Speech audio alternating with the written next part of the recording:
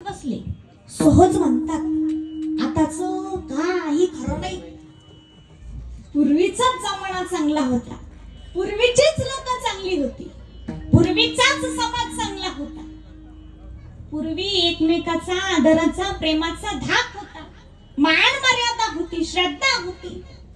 पण आता प्रेम राहिले नाही का, श्रद्धा राहिली नाही का, विश्वास राहिला नाही का, मान मर्यादा राहिली नाही।